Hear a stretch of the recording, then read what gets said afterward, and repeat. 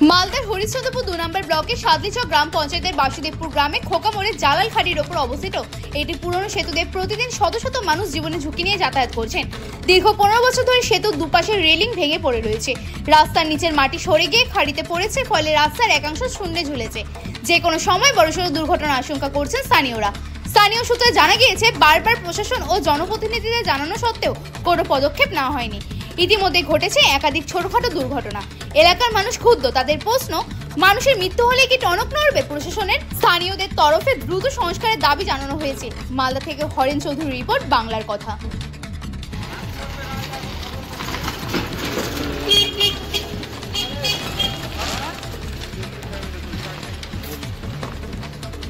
ভাঙা নিচটা গাড়ি অনেক অ্যাক্সিডেন্ট করছে, এখানে তলা খসে খসে পড়ছে। কোন সময় ভাঙবে কোনো গ্যারান্টি নাই, আজকে কালকে ভাঙতে পারে। প্রশাসন কত আসে কত যাচ্ছে কোনো গ্যারান্টি নেই। আজকে নতুন, বহুদিন থেকে কয়েকবার আসলো, ইনকোয়ারি করে গেল, কেউ কোনো অ্যাকশন নাই। দিনে প্রায় আমরা 3-4 বার যাই।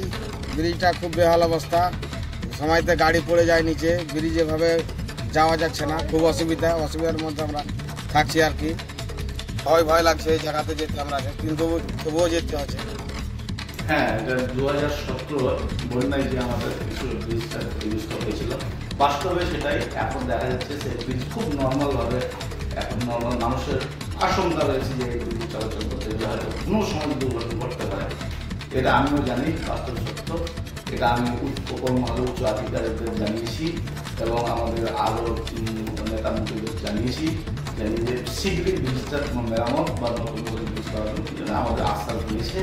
এবং কালকেই আমি বিশেষত এই মানুষের কথা বললাম যে আমার কাছে যখন এসেছিল সাধারণ মানুষ, তখন তাদেরকেও আস্থা দিয়েছি যে আমিও উচ্চ নেতৃত্ব উচ্চ আধিকারিকদের কাছে গিয়ে আমি ব্রিজের জানিয়ে আমি এটা। এই সেতুটার কথা আমি শুনেছি, দুদিন হলো শুনেছি। আমি প্রধান সাহেবের সাথে কথা বলছি, মানে কনসার্ন প্রধান সাদলিচক জিপির এনএস সাহেবের সাথে কথা বলেছি, কিন্তু ওর একটা টেন্টেটিভ এস্টিমেট আমরা করে দেখেছি যে ওটা জিপির তো অ্যাকচুয়াল অ্যানুয়াল অ্যাকশন প্ল্যানেও ধরা নেই, আমাদেরও নেই।